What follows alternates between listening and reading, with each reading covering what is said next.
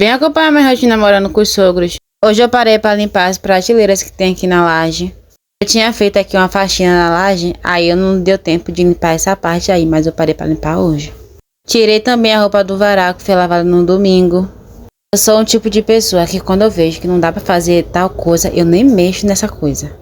Forrei também a cama e lavei os pratos de ontem.